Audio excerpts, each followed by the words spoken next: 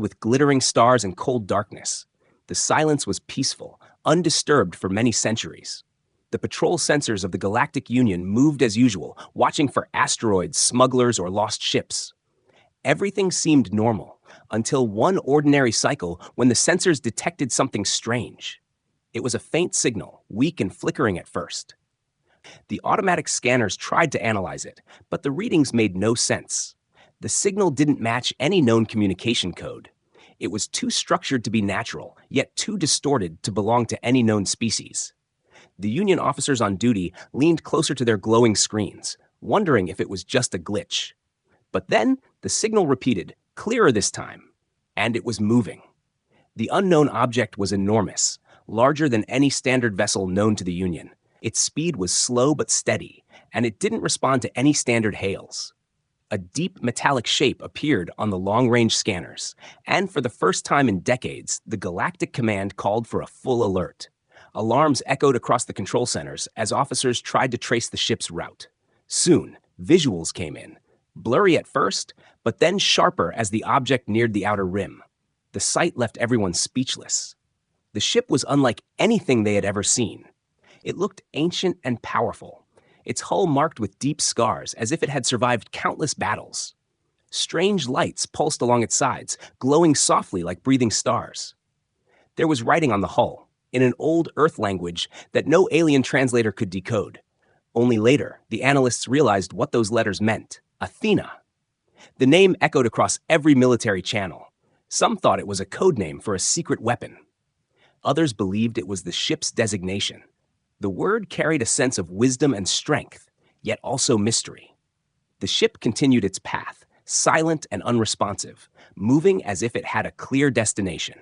Panic began to spread through nearby systems. Civilian ships changed their routes to avoid the area. News networks started reporting about the ghost ship from the unknown. Scientists and historians searched old records, trying to find any mention of a civilization that could build such a warship. But there was nothing. No history, no data, no coordinates matching its origin. It was as if the Athena had appeared from another time. At the Union headquarters, top officials gathered in the war chamber, a vast room filled with holographic maps and floating data streams. The Supreme Commander, a tall reptilian being with shimmering green scales, stood silently before the image of the ship. He turned to his advisors and said in a low tone that carried across the room, "No known species possesses such technology." The advisors whispered among themselves, suggesting possibilities. A rogue AI fleet, an ancient automated defense system, or maybe even a weapon left behind by a long-dead empire. None of it felt right. Meanwhile, at the edge of the star system, the Athena slowed its pace. The energy readings from its core grew stronger. Surrounding ships could feel the vibration in their hulls even from miles away. Communication officers tried every frequency, every universal signal, but the ship stayed silent. A few daring pilots attempted to approach closer, but their instruments went dark the moment they crossed a certain range. Their ships floated helplessly until they were pulled back by rescue teams. Once recovered, the pilots spoke of a strange hum, like a heartbeat echoing through the void. The mysterious vessel seemed alive, not in a biological sense, but as if it carried awareness. It moved with purpose, gliding through asteroid fields with perfect precision, avoiding every collision as though guided by invisible eyes. The analysts noted that the ship's technology defied physics. Its movement ignored known laws of inertia and gravity. No engines were visible, yet it moved effortlessly, leaving behind faint trails of blue light that faded like whispers. Throughout the galaxy, fear turned into obsession. Thousands of scientists tuned their equipment to study the Athena's signal, trying to decode the pattern it emitted. The sound was rhythmic and deep, resembling a pulse. Some even claimed to hear words hidden inside the pattern, though no translation could be confirmed. Religious groups began to call it a divine messenger, saying it was sent by the universe itself to test the pride of advanced civilizations. But not everyone was afraid. A few young officers within the Union saw this as an opportunity. They believed whoever controlled or contacted the Athena first would gain unmatched power and knowledge. They pushed their commanders to send a fleet closer, arguing that the mysterious ship might be lost, damaged, or searching for help.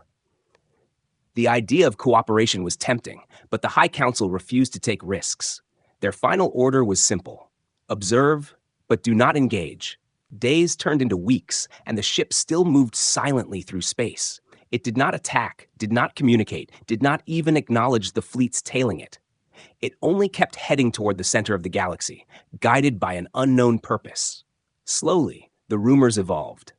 Some said it was a relic of an ancient human civilization. Others claimed it was a ghost ship returning from another dimension. Whatever it was, one thing became clear. This was no ordinary vessel. For centuries, the galaxy had been a vast, predictable place, ruled by trade routes, treaties, and controlled wars. But with the arrival of the Athena, everything changed. Every major power began to rethink their defenses. Every scientist questioned their understanding of technology, and every citizen across the stars looked up at the night sky, wondering if this was the beginning of something greater, or the end of everything they knew. As the Athena drifted closer to the inhabited regions, its silent presence began to shape history itself. The universe held its breath, waiting for the moment when the mysterious warship would finally speak. No one knew what it wanted or where it came from, but one thing was certain.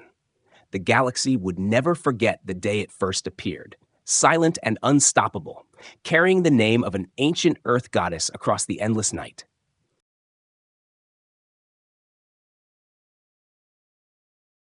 Every planet and every colony heard about the strange warship that had entered Union space.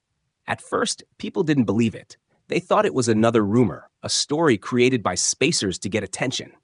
But when official transmissions showed the blurry image of the giant metallic vessel named Athena, fear began to grow quickly. Governments across the galaxy called emergency meetings. The Galactic Union tried to calm the public, saying there was no sign of danger. But behind closed doors, even the highest officials were afraid. No one knew where the ship had come from or what it wanted. The most powerful scanners could not read its energy source. It didn't match any technology known to the galaxy. The energy levels were far beyond what even the oldest civilizations could produce. It was as if the warship carried the power of a star inside it. On different worlds, rumors started to twist the truth. Some said the Athena was a doomsday weapon built by an extinct race. Others believed it was a living machine that fed on planets. In markets, bars, and communication hubs, people whispered stories of ghost fleets, forgotten empires, and lost gods. Fear became a part of daily life. Merchants refused to travel through the sectors near where the ship was last seen. Trade routes were suddenly empty, and security patrols doubled. The Union had not seen such panic in centuries. The Galactic Council sent messages to all nearby fleets. They wanted every movement tracked, every sensor focused on the Athena. Yet the strange ship didn't respond to any calls. It didn't fire any weapons, didn't threaten anyone. It simply moved forward through the black void, slow and steady, like a creature walking through its own territory. This calm movement made everyone even more nervous. A peaceful silence from something that powerful felt more dangerous than open aggression. News anchors on thousands of worlds showed images of the warship floating near asteroid belts, glowing faintly against the darkness. Experts argued on live broadcasts. Some said it was abandoned. Others said it was scanning the galaxy. One famous scientist claimed it was searching for something. Maybe it's lost home. His words made headlines across the galaxy. "The Athena is not invading," he said. "It's returning." Those words filled people with both curiosity and fear. Meanwhile, the Galactic Union began receiving strange transmissions from small colonies near the ship's path. Civilians claimed they saw strange lights in the night sky. Some described feeling pressure in their minds, as if something invisible was observing them. A few ships went missing without sending distress calls. Later, fragments of their hulls were found floating quietly, untouched by fire or weapon damage. It was as if time had simply stopped for them. To handle the situation, the Union's high command sent out reconnaissance fleets. Their mission was simple: identify, analyze, and if possible, communicate. Admiral Thal Rock, a veteran of many wars, led the operation. His fleet consisted of 20 ships, all equipped with the most advanced scanners. They approached cautiously, keeping their distance. The crew could see the warship on their displays. It looked silent and calm, its lights blinking like eyes in the dark. Admiral Thalrock ordered a standard greeting message. Unknown vessel, this is the Galactic Union Patrol Fleet. Identify yourself. The message was repeated several times across multiple frequencies. But no answer came. Only a low hum echoed through the communication channels, a strange deep sound that felt almost like breathing. Some officers began to feel uneasy. One whispered that it was listening, not ignoring them. The Union fleets stayed at the edge of scanner range for days. The Athena showed no sign of aggression. It didn't charge weapons or take defensive positions. It only kept its course, like a giant silently drifting through eternity. But as the fleet continued to follow it, small, strange events began to happen. The Union ships started losing minor systems. Navigation flickered. Sensors glitched, and communication lines filled with static. The engineers couldn't explain it. There was no sign of hacking or interference. It felt more like the ships were being gently silenced. On one of the Union ships, a young officer named Kale noticed something odd. The pattern of the static matched a rhythm, a repeating pulse every 10 seconds. When he analyzed it deeper, he realized it wasn't random noise. It was a sequence of signals, maybe a form of communication. He brought it to Admiral Thalrock's attention, but the Admiral dismissed it, saying they should not assume friendly intentions. Still, Kale recorded the pattern, believing it was a message waiting to be understood. As the news spread to the rest of the galaxy, panic turned into preparation. Every major power began to move its fleets to defensive positions. Some species wanted to form alliances, others wanted to prepare weapons. The idea of an unstoppable human warship terrified even the most powerful empires. For generations, humans were only known as a legend, a species wiped out in their own wars. Now it seemed that legend had returned, and it had come in the form of Athena. Across different worlds, leaders argued about what to do. Some wanted to destroy the ship before it could strike first. Others believed attacking it could bring disaster. The galaxy was divided by fear and pride. And in that chaos, the Athena kept moving forward, quiet and unbothered, like a storm that didn't care who stood in its way. On one lonely moon base near the ship's route, a small group of scientists continued studying the mysterious signal. They discovered something shocking. The pulse coming from Athena carried fragments of structured language, a pattern similar to human neural frequency. It was not a machine code, it was thought, pure and intelligent. That meant the ship wasn't just moving, it was aware. When the scientists shared this discovery with the Galactic Union, the fear reached its peak. If the warship was alive or controlled by something human, it could mean humanity had returned from extinction. And if they had built something like Athena, it meant they were far more advanced than anyone could imagine. Every news channel played the same message. Who are the humans, and what do they want? People stayed awake at night, looking at the sky, afraid of the day the ship would finally stop. No one could predict if that moment would bring peace or destruction. As the Athena crossed the outer rim into populated space, hundreds of fleets surrounded it at a safe distance, waiting for the first move. No one fired, no one spoke. They just watched in silence, hearts pounding, minds filled with the same question: what happens next? And so, the fear of the unknown spread like fire through the stars. The galaxy, once proud and united, now trembled before a single silent warship. A ship that said nothing, did nothing, yet carried the weight of 1,000 histories within its glowing heart. The universe was holding its breath, waiting for the moment the Athena would finally reveal why it had come. For weeks, the galaxy had watched in silence as the massive warship named Athena moved through space, calm and unreadable. The Galactic Union fleets surrounded it from a safe distance, their weapons ready, but fingers trembling on the triggers. Every attempt at communication had failed.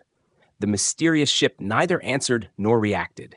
It simply drifted like a sleeping giant, its surface shining faintly with a metallic glow. Then one ordinary cycle, everything changed. The silence finally broke. The first transmission came through, not in alien frequencies, not in coded data, but in a clear human voice. It echoed through every communication channel across the Union, reaching ships, stations, and even distant colonies at the same time. The voice was calm, deep, and carried a strange kind of warmth that felt both peaceful and commanding. "This is Commander Rhodes of the human expeditionary Navy vessel Athena," the message said. To all vessels in proximity, maintain a distance of 50,000 kilometers. Do not approach. We are not here to engage. We are on a mission of peace and containment. For a few moments, the galaxy went silent again, not because of signal loss, but because no one could believe what they had just heard. Humans, the ancient species that most civilizations believed were extinct, had spoken. The word spread faster than light through every news channel and data feed. People across countless worlds whispered the same phrase: humans are alive. Inside the Union's central command, panic and disbelief clashed. Officers looked at one another, struggling to process the message. Historians rushed to old archives, searching for anything about the human expeditionary navy, but there were no records, no traces of its existence. For thousands of years, humans had been just a rumor, a lost civilization that had destroyed itself long before the Galactic Union was born. And yet, here was a voice, real and clear, speaking with confidence from a warship powerful enough to challenge the galaxy itself. Admiral Thalrock, who had led the reconnaissance fleet, demanded an open communication channel. His heart pounded as he stood before the large display screen. The flickering hologram showed only static at first, then slowly cleared to reveal the image of a man. He had a strong, weathered face, with eyes that held the weight of centuries. His uniform was dark, decorated with silver insignias that no one in the Union recognized. "This is Admiral Thalrock of the Galactic Union," he began carefully. "We acknowledge your message, but we require clarification. What is your purpose in our space?" Commander Rhodes didn't hesitate. "We are here on a containment mission," he said in the same calm tone. "A spatial anomaly has been detected within this region, dangerous enough to threaten multiple star systems. Our task is to stabilize the rift before it expands." The Admiral frowned. "And why should we believe you?" he asked. His voice carried suspicion. Humans had been gone for millennia, and now they appeared claiming to save the galaxy. It was too convenient, too sudden. Rhodes leaned slightly forward. His expression remained composed. "You have already seen what Athena is capable of," he said. "If we meant harm, your fleets would not still be intact. We come with warning, not war." His words sent chills through everyone listening. The message was clear. He was confident, not arrogant. The Athena had disabled entire fleets before without firing a single shot, and yet this human spoke as if violence was the last thing he desired. Back in the control rooms of dozens of worlds, experts replayed the message again and again. They studied every tone, every pause, hoping to find deception. But the computer analysis revealed something unexpected: sincerity. The voice carried emotional patterns consistent with truthfulness. The humans weren't threatening, they were warning. Still, many leaders refused to trust them. They remembered the old tales of human wars, stories of how humanity had nearly destroyed its own planet with endless conflict. The idea that they had returned with such advanced power terrified them. The council met in emergency session to discuss their response. Some members argued that they should cooperate. Others demanded to destroy the ship before it could do more. While the politicians argued, Commander Rhodes sent another transmission. This time, it was longer. "We do not seek conflict," he said. "We have seen enough of it in our history. We know what war costs. We ask only that you let us complete our mission." The voice was steady but carried a deep sadness, as if the man speaking had witnessed too much loss. Something in his tone made even the toughest generals pause. They could sense it. This wasn't a conqueror talking. It was someone trying to protect others from something far worse. Across the galaxy, ordinary people listened to the broadcast. For the first time, they didn't hear fear in the human voice. They heard something else: conviction. It felt like humanity had survived unimaginable pain, learned from it, and returned stronger, not to rule, but to help. Still, many doubted the message. Was it possible that a single human ship could detect a cosmic threat that the entire Galactic Union had missed? Could this be a trick, a distraction for invasion? The debate spread like wildfire, dividing military commands and civilian populations alike. A few daring captains, ignoring orders, tried to test the Athena's warning. They moved their ships closer, despite repeated signals to stay away. Within seconds, their systems went offline. Life support, weapons, communication, everything shut down. The ships floated helplessly, but no harm came to their crews. A few minutes later, their systems powered back up as if nothing had happened. It was a clear message. We can stop you, but we choose not to. When this report reached the council, the room fell into silence. Every leader realized what kind of power they were facing. A ship that could disable fleets without firing was beyond anything they understood. Yet, the humans hadn't used that power to destroy. They used it only to protect their distance. That restraint earned them a strange kind of respect. In the following days, more transmissions came. Commander Rhodes shared partial data about the anomaly they were tracking. Energy readings that were slowly growing near the galactic core. The scientists verified them and found the readings were real. Whatever the humans had come to contain, it was indeed dangerous. This discovery changed everything. The fear of the unknown began to shift into cautious cooperation. The Union agreed to maintain distance, but allowed Athena to continue its mission. For the first time in galactic history, a human voice echoed through the networks of countless worlds, reminding them that the species once thought extinct had returned, not as conquerors, but as guardians. Still, no one could shake the unease. What kind of threat was strong enough to bring humans back into the stars after disappearing for ages? And what kind of power was hidden within the silent hull of the Athena? The galaxy watched, waiting for the next message, not knowing that this first transmission would mark the beginning of an era no one would ever forget. The Galactic Union was not satisfied with only words. Many of its leaders still did not trust the humans or their mysterious ship. They believed that Commander Rhodes' calm message might be a trick to hide the true purpose of Athena. Some said the humans were spies. Others believed they were testing alien strength before launching a secret attack. The council decided that they could not sit and watch any longer. They wanted proof of what this warship really was. So, the Union sent an inspection fleet, 20 heavily armed ships led by Admiral Corin, a proud and stubborn commander known for his hatred of old myths. He didn't believe in human legends. To him, they were just stories told by frightened civilizations who didn't understand their own history. When he received the order to investigate Athena, he smiled coldly and said, "We'll see if this ghost ship is real or just another mechanical trick." The fleet approached slowly. Every ship kept its shields active and weapons ready. They were careful but confident. The warship Athena floated silently ahead, larger than any of them had imagined. Its hull glowed faintly under the starlight, smooth and unmarked, except for deep scars that looked ancient. The letters Athena shone like silver fire. It didn't move or react, just remained still, as if it didn't care that it was surrounded. "Begin the scan," Admiral Corin ordered. His crew activated the most advanced scanners in the galaxy. Beams of energy stretched toward the human ship, mapping every inch of its surface. But the readings came back strange. The scanners showed impossible results. No weak points, no radiation leaks, no energy signatures that matched known technology. The entire hull seemed alive, as if it absorbed every signal sent its way. Then, something unexpected happened. One of the smaller Union ships drifted a little too close. Its captain wanted a better reading, ignoring the warning distance that Commander Rhodes had earlier mentioned. The ship crossed the 50,000-kilometer boundary, and in that instant, all its systems went dark. No explosion, no noise, just silence. The engines stopped, the lights went out, and the crew floated helplessly in the dark. Panic filled the communication channels. "They've been hit," someone shouted, but the Athena hadn't fired a single shot. It just glowed slightly brighter, like a heartbeat pulsing once through its hull. Within moments, the disabled ship drifted backward, and its systems came back online.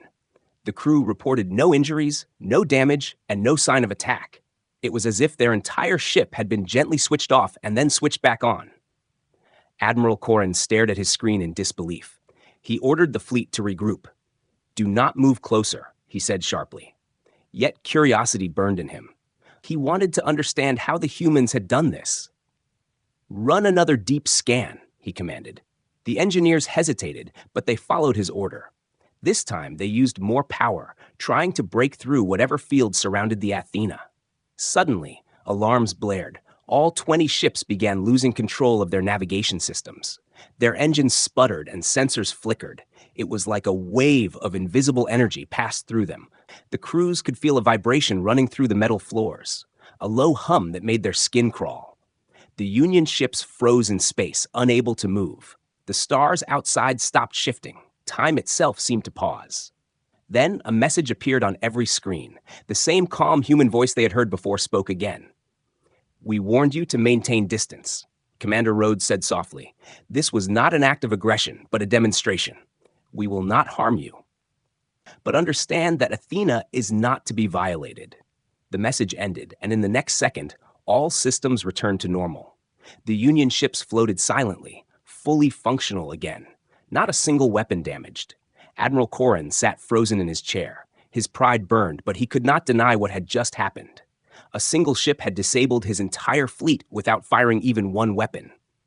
Across the Union, news of the incident spread like fire. Every government, every military base, and every citizen heard about it. Some called it a miracle. Others called it a warning.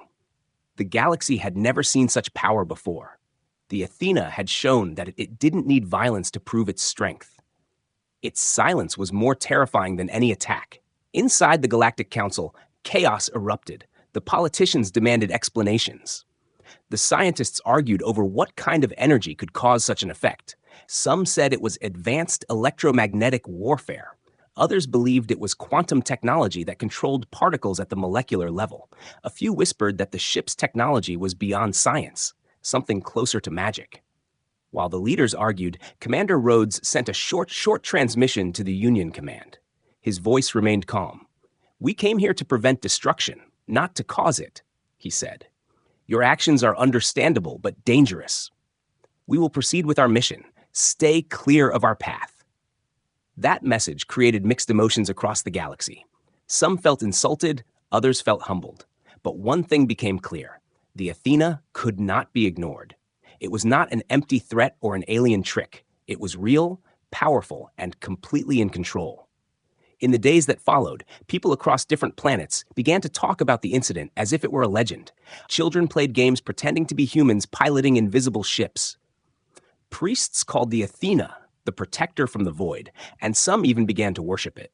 They said the humans had returned as guardians sent by the universe to restore balance.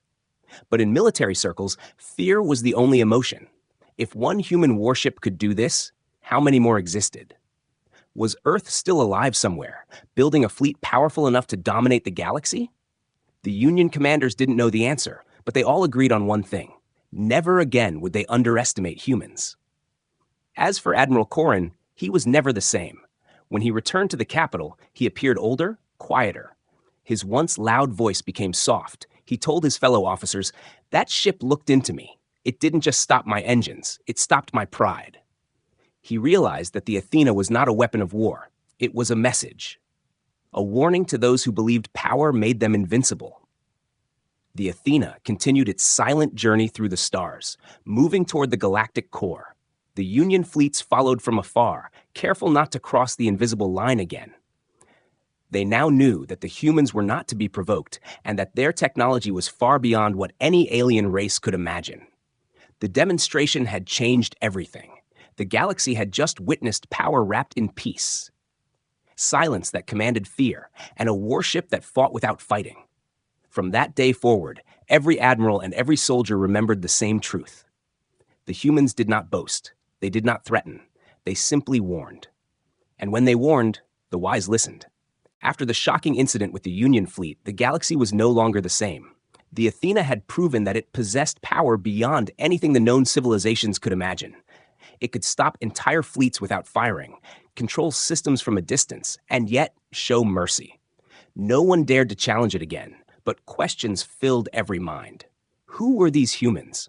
What did they truly want? And what mission had brought them back after disappearing for so long? The Galactic Council decided that the time for fear had passed. They needed answers, and only direct contact could bring them. The Union leaders voted to send a diplomatic envoy, not soldiers this time, but scientists and scholars. The person chosen to lead the mission was Voreth of Kezar, an old alien scholar respected by all races. He was known for his calm nature and deep knowledge of ancient civilizations. If anyone could speak with these mysterious humans peacefully, it was him. When Voreth received the offer, he didn't hesitate. He had studied the legends of humanity for many years. He had read old fragments that described humans as emotional, brave, and unpredictable beings who had once shaped parts of the galaxy before disappearing into darkness. Deep down, he was curious. He wanted to see for himself if the stories were true. He wanted to meet a human with his own eyes. The day of the meeting arrived, and the air around the space dock was filled with tension. The Athena had agreed to allow a single shuttle to approach. Commander Rhodes himself had given permission, but with one condition: only one envoy would be allowed to board. There would be no guards, no weapons, only Vorth and a translator drone. It was a sign of trust, but also a test of courage. As the shuttle moved closer, the sight of the warship filled Voreth's vision. The Athena was massive, its structure glowing softly with blue energy lines that ran across its hull like veins of light. The closer he came, the more he could feel the hum of power beneath the metal. It wasn't just a ship, it felt alive. When his shuttle docked, the airlock opened with a deep metallic sound, and Voreth took his first step inside. The interior was calm and strangely peaceful. The walls were smooth, shining silver, and the floor glowed faintly with every step he took. The air smelled clean, almost too clean. There were no guards waiting, no weapons pointed at him. Instead, two humans stood at the end of the corridor, tall and disciplined. Their uniforms were dark and simple, marked with the same silver insignia that Voreth had seen before. They didn't speak, but one of them nodded politely, signaling him to follow. As they walked through the corridors, Voreth noticed the silence of the ship. There was no sound of engines, no vibrations, only the soft hum of hidden energy. It felt as though the entire ship was listening. Every wall seemed to pulse gently with life. After a few minutes, they reached a large chamber, the command center of the Athena. There, standing before a wide transparent window filled with the sight of distant stars, was Commander Rhodes. His back was straight, his uniform neat, and his eyes fixed on the endless darkness ahead. When he turned, Voreth was struck by the calm strength in his expression. This was not a warrior full of pride, but a leader who carried heavy responsibility. "Welcome aboard, Envoy Voreth of Kezar," Rhodes said in a steady voice. "You show great courage to come alone." Voreth bowed slightly, his long gray tendrils curling in respect.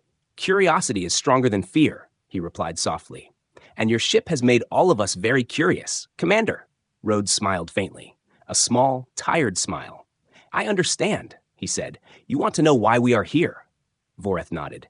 "The galaxy remembers little about humans. Some say you vanished, others say you destroyed yourselves, and now you return with a warship powerful enough to silence fleets. What do you want from us?" For a long moment, Rhodes said nothing. He looked out the window again, his eyes distant. Then he spoke quietly. "We did destroy ourselves once. We fought wars that consumed our worlds. We turned our own home into ashes. For centuries, we wandered in silence, rebuilding, learning, changing. When we returned to the stars, it was not for conquest, but to make sure no one else repeated our mistakes." Voreth listened carefully, the translator drone humming softly beside him. "Then why come here?" he asked. "Why now?" Rhodes sighed. "Because there is danger coming," he said. "A cosmic rift, a storm of dark energy, is forming near your galaxy's core. It is growing faster than you realize. It will consume entire systems if left unchecked. Our mission is to stop it. We have seen what happens when such storms go uncontrolled." The scholar's eyes widened. "You mean this ship is here to save us?" Rhodes nodded. "To save all life, if possible. The Athena carries technology designed to stabilize energy fields at the quantum level. It was built not as a weapon, but as a shield." Voreth took a deep breath. His mind was spinning. For years, his people had believed the humans were gone forever, but now they had returned, not as destroyers, but as protectors. "If this is true," he said softly, "then why hide? Why not ask for help from the Union?" The commander's eyes darkened. "Because your leaders would not believe us. They would see us as a threat, not an ally.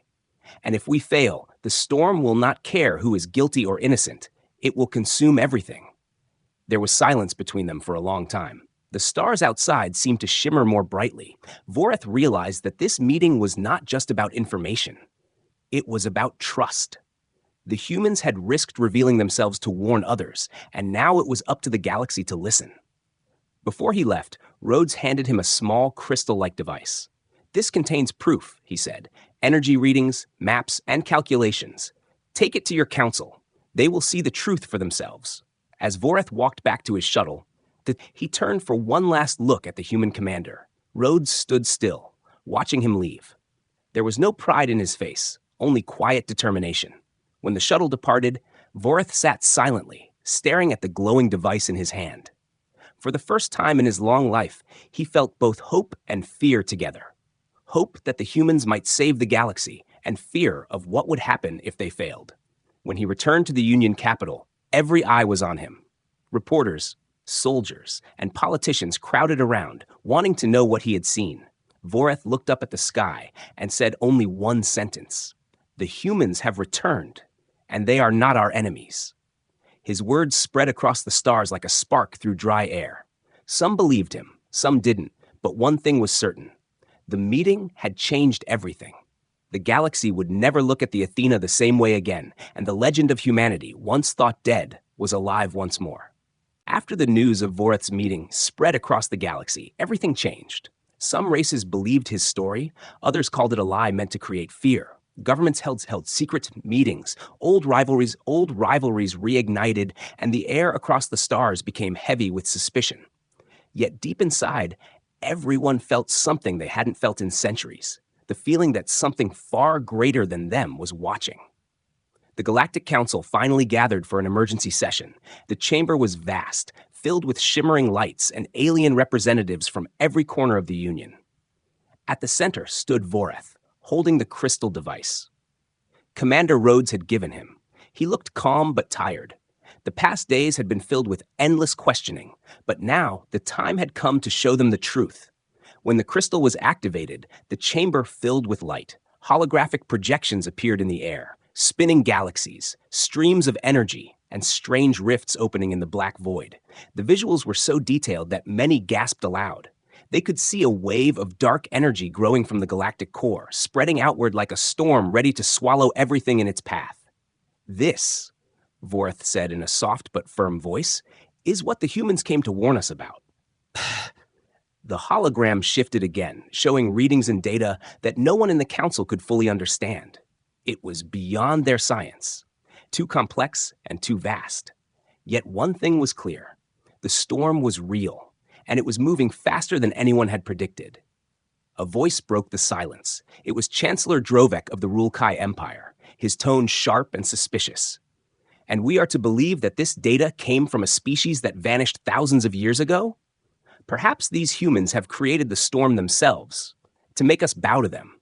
Voreth sighed quietly.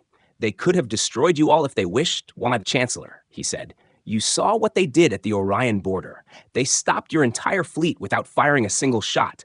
Why would they warn us if they wanted war?" The chamber filled with murmurs. Some nodded in agreement. Others whispered doubts. Finally, one of the younger council members spoke, a small creature from the Drenny system. "If this storm is real, what can we do? Our technology cannot stop something of that scale." Voreth looked down for a moment. Remembering Rhodes's words, Commander Rhodes said they can stabilize the energy, but not alone.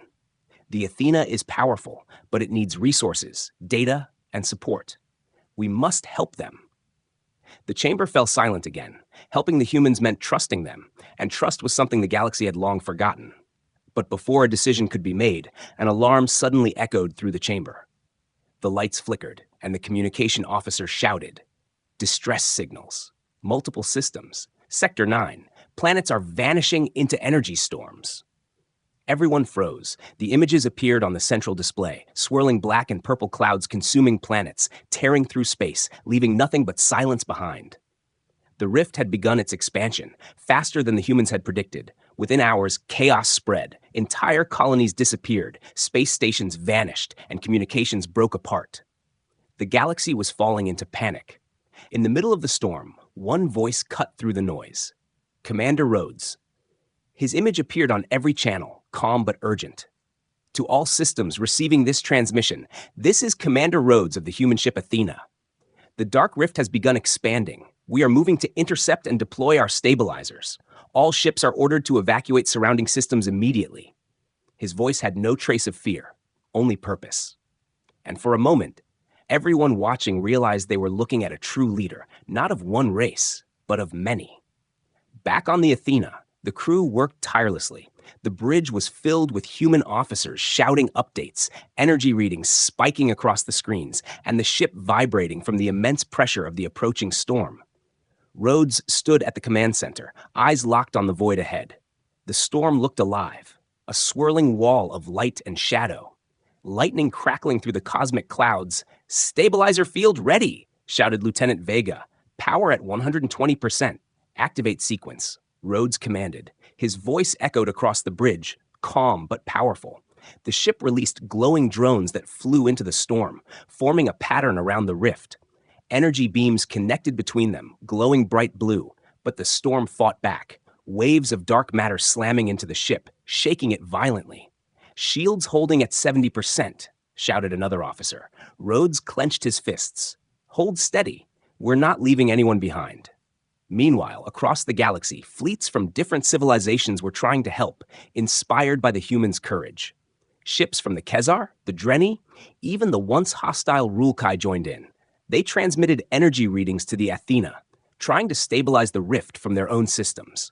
For the first time in history, the galaxy fought as one. Back in the council chamber, Voreth watched the transmission with tears in his eyes.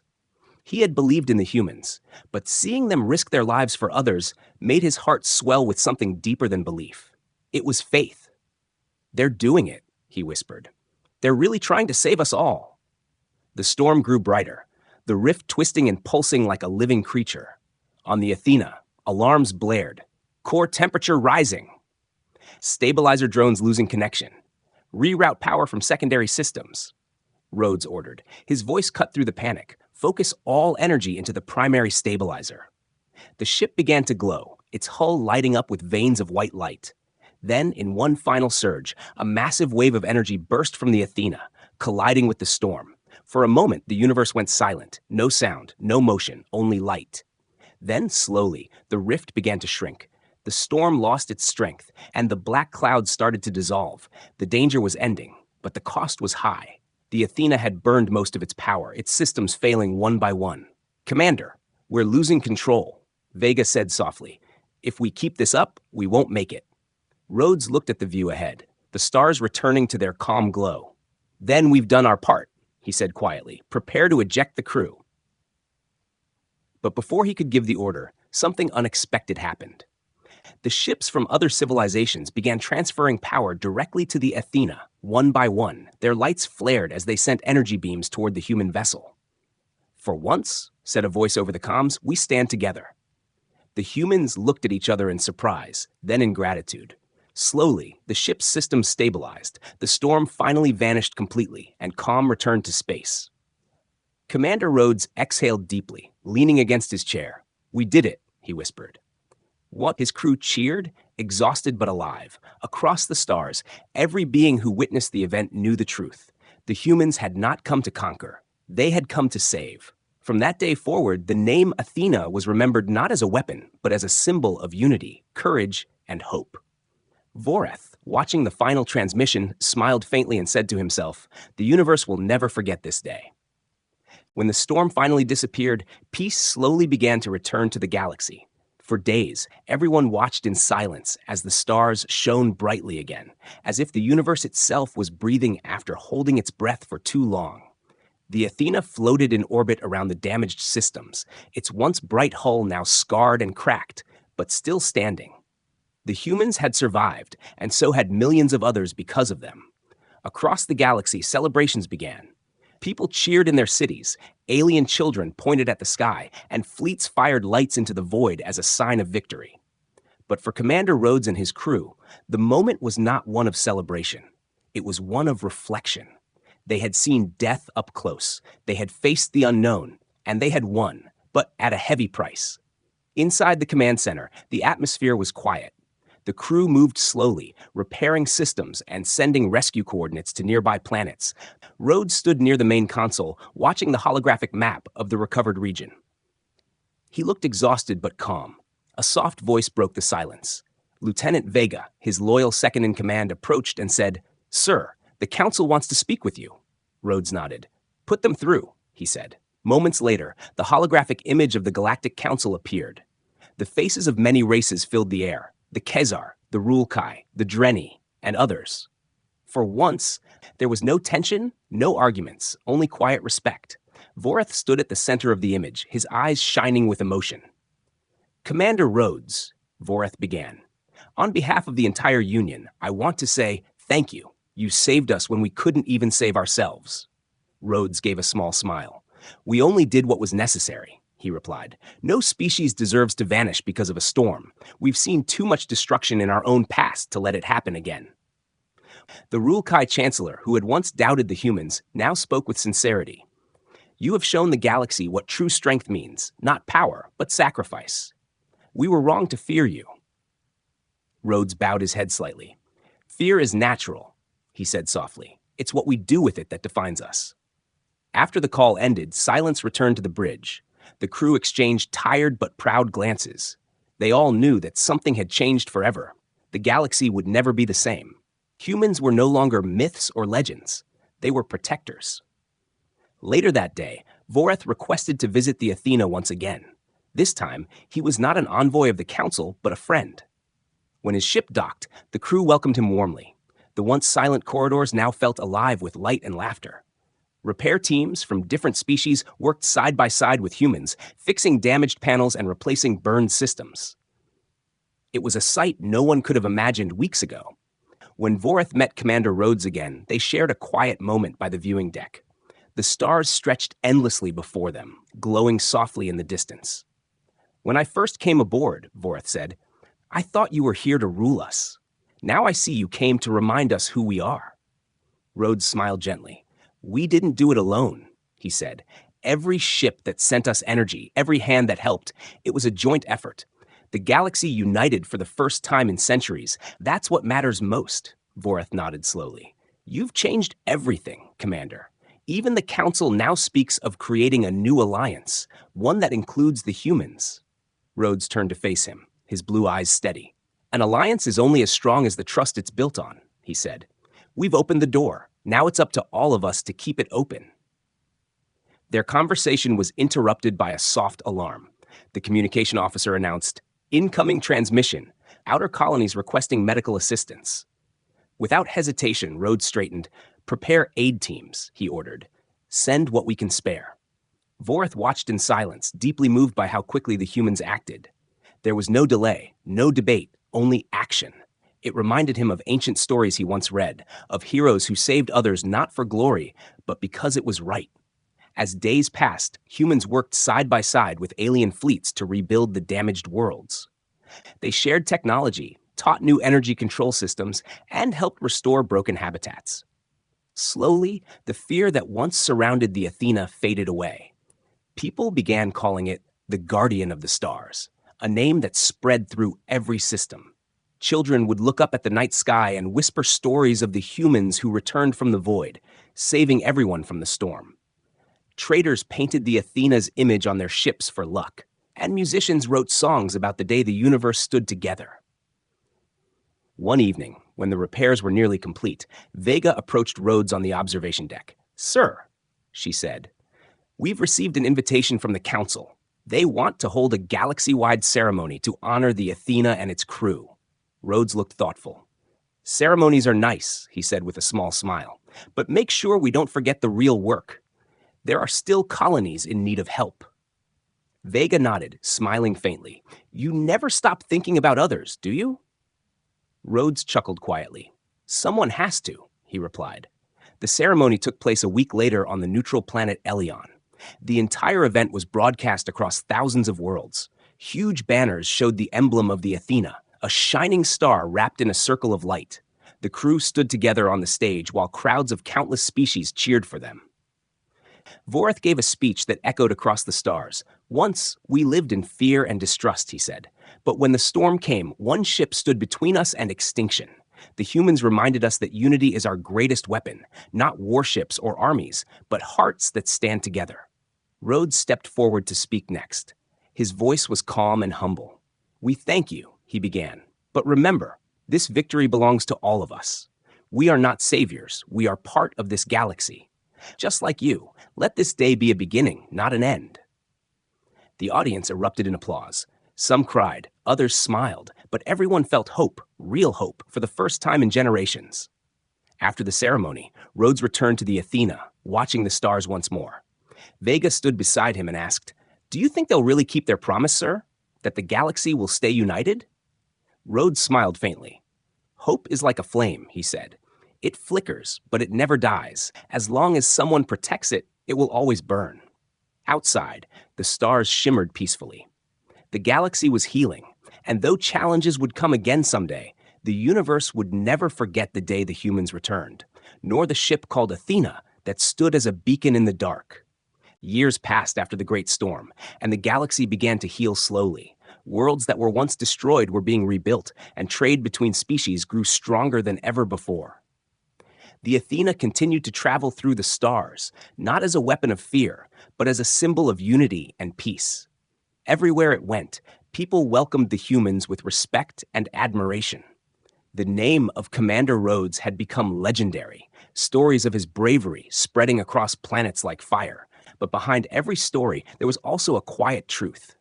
Peace is fragile, and it must always be protected. Commander Rhodes sat alone in his quarters one evening, looking out at the stars. The faint blue light from the nearby nebula painted his face with a soft glow. He was older now, his hair a little grayer, his eyes carrying the weight of everything he had seen. The galaxy was at peace, yes, but he knew deep down that peace was never permanent. Somewhere, someone would always try to break it, he sighed softly, remembering the day of the storm and how close they had come to losing everything. A gentle knock came at his door. It was Lieutenant Vega. She entered quietly, holding a data tablet. "Sir, we've received a message from the Galactic Council," she said. "They want the Athena to lead a new mission, beyond the mapped stars." Rhodes looked at her curiously. "Beyond the border," he asked. "What's out there?" Vega hesitated. "They don't know, sir. The last probe sent there vanished without a trace. But the Council believes there might be remnants of another ancient civilization, something older than even the humans." Rhodes leaned back in his chair, deep in thought. "Older than us," he said softly. "That's hard to imagine." Vega smiled faintly. "They want you to investigate, sir. They trust no one else with this mission." For a long moment, Rhodes said nothing. His eyes stayed fixed on the stars. He knew what this meant, a journey into the unknown, possibly dangerous, but also filled with discovery. After everything they had been through, this felt like the next chapter. "Prepare the ship," he said finally, his voice calm but determined. "If there's something out there, we'll find it." Over the next few weeks, the Athena was equipped for deep space travel. Engineers from different species worked together to upgrade its systems. The ship's hull was reinforced, new scanning technology was installed, and the crew was briefed for the mission. The entire galaxy watched as preparations took place. For many, it felt like history repeating. Humans once again setting off into the unknown, carrying the hopes of billions. Before departure, the council held a small farewell ceremony. Vorth, now older and slower, attended in person. He embraced Rhodes warmly. "You have carried the light farther than anyone ever imagined," he said softly. "Now you go beyond it. May the stars guide you." Rhodes smiled and placed a hand on Vorth's shoulder. "We'll be back," he promised. "And maybe we'll bring back something worth sharing." When the Athena finally departed, thousands of ships gathered to watch. From the cities of Kezar to the floating colonies of Dreni, everyone looked up as the warship turned Guardian lit its engines. The light from its thrusters shone like a star being born. And then, with a silent flash, it vanished into the endless black of deep space. For months, the ship traveled through uncharted regions. The crew encountered strange phenomena, stars that pulsed like heartbeats, planets made of crystal, and vast clouds of golden gas that shimmered like oceans. Every day brought something new, something no one had ever seen before. But one day, as they entered a quiet, empty region, all signals from nearby systems suddenly disappeared. Communications went silent. Even the long-range sensors failed to respond. It was as if they had entered a void where time and sound no longer existed. The crew grew uneasy. Rhodes stood on the bridge, watching the dark space ahead. "Sir," Vega said nervously, "we're detecting faint energy readings ahead. Not natural, possibly artificial." Rhodes narrowed his eyes. "On screen," he ordered. The holographic display flickered, showing a massive structure in the distance. It was ancient, enormous, and shaped like a floating ring, fragments of broken metal spinning slowly around it. The closer they got, the stronger the readings became. The ring wasn't just metal. It was alive with dormant energy. "What is that?" Vega whispered. "It's bigger than any station ever built." Rhodes stared at it, his heart pounding. "That," he said softly, "might be what came before us all." They launched scanning probes, but the moment the probes touched the structure, a blinding flash filled the screens, and then voices, distant, echoing through the comms, not in any known language. The entire crew froze. The voices were calm, rhythmic, almost like a song. Vega looked at Rhodes, her face pale. "Sir, are we hearing this?" Rhodes nodded slowly. "Yes," he said quietly, "and they're trying to talk to us." Over the next few hours, the Athena decoded fragments of the signal. What they discovered changed everything. The structure was a remnant of an ancient race, far older than humans or any known species. They had once shaped galaxies, creating pathways between stars before vanishing into the unknown. The energy readings showed that the structure was waking up again. Rhodes realized the truth. This was not just history, it was the beginning of something new. "They're not gone," he whispered. "They're waiting." The crew stood in awe as the ring began to glow softly, beams of light stretching into the void, forming symbols that no one could understand. For a moment, the universe felt alive again, whispering secrets lost for millions of years. Vega turned to Rhodes, her voice trembling. "Sir, should we send a message?" Rhodes nodded. "Yes," he said firmly. "Let them know humanity has returned, and we come in peace." The Athena's signal was transmitted, vanishing into the ring's light. The ship waited in silence. Then, slowly, a response came. A soft pulse of light that spread across the stars, like a heartbeat answering another. Rhodes smiled faintly. "We're not alone," he said quietly. "Not anymore." As the crew watched in wonder, the stars around them began to brighten, forming patterns across the black sky. It was as if the universe itself was welcoming them. Humanity had once returned to save the galaxy, but now they had stepped into something far greater, the discovery of what lay beyond the known. Far away, on distant worlds, transmissions from the Athena reached the Galactic Council. The final message was simple, yet powerful, spoken in Commander Rhodes's calm voice. "We have found something ancient, something alive. The universe is much bigger than we ever imagined, and we are ready to explore it together." And with that message, the signal ended. No one knew when or if the Athena would return, but across the galaxy, every being who heard those words felt the same spark of hope and curiosity that had once driven humanity. The legend of the humans, the guardians of the stars, continued, carried by light and memory through the endless sky.